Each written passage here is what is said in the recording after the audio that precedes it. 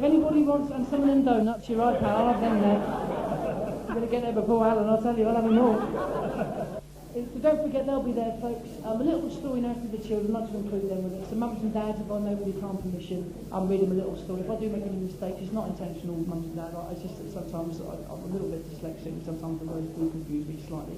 If I do muddle the words, I do apologise, but hopefully it won't spoil the enjoyment of a lovely little story for the children. Once upon a time, there was a beautiful young girl called Rindy Cella, who lived with her two sugly sisters and sticky wet mother in a large mansion. Rinders worked very hard, flubbing screws, weaning clindos, and shiveling shut.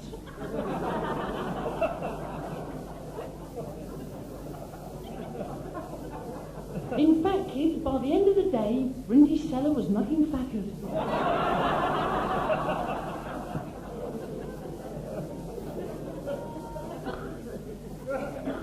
Now, her two sisters were right bugly bastards. They were called Mary Hinge and Betty Swallocks. And they both had tickets to Boat of the Gall, but they wouldn't let Rinders go. In fact, her only friend was Buttons, and he wasn't talking to Rinders because she wouldn't cock his sock.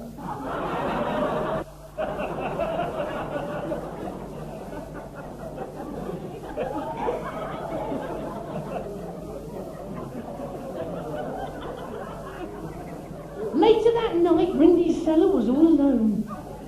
Suddenly there was such a bucking fang. And a little old lady appeared. She'd just writ herself. Who the huck are you, she cries. Don't be afraid, said the woman. I'm your Gary Fodmother. And you shall go to the Gall. And with a waft of her wind, she turned a pumpkin and 6 mice into a hucking huge carriage. Nice or cracking fighty, Rinders shouted. It's a mucking miracle.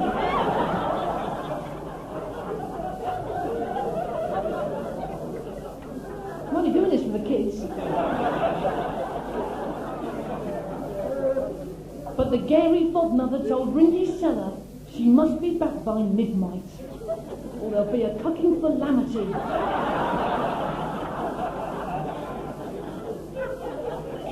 At the ball, Rinders was dancing with the Pransome Hints. He'd been there since 8 o'clock, kids, and was fisters apart.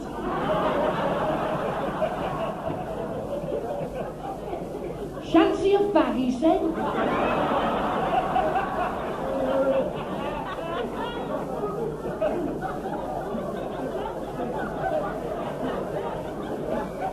You're getting offended at this now, aren't you? Sorry. Don't be sorry. Could be worse, you know. I could have done Robin Hood. You want to wear a friar top?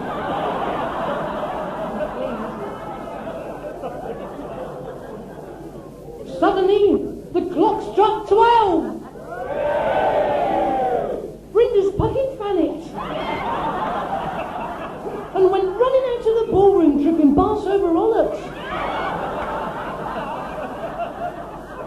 Bumcack, cried the Pransome Hints. Bumcack! I didn't even get a Joe blob.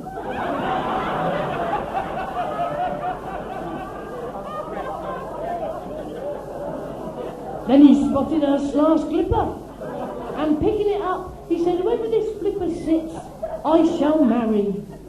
The next day he tried the slashed slipper on Betty Swallocks. She struggled and struggled so much, children, she let out a big bart. Oh, that stocking fink, said the Pransome Hints. Who's fuss jarted? It's that felly smucker over there, said Buttons.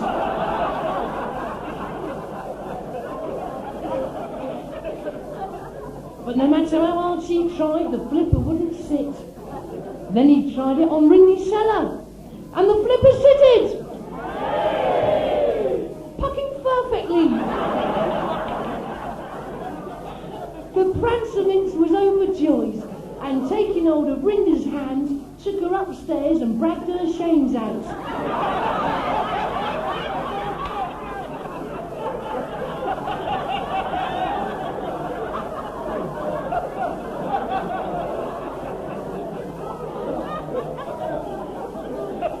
Wish I'd never fucking bothered now, I'll tell you. And soon after, they were both married. And Rindy Cella ended up with 8 children and a foal and swanny. The end. Good night, folks. Thank you. God bless you.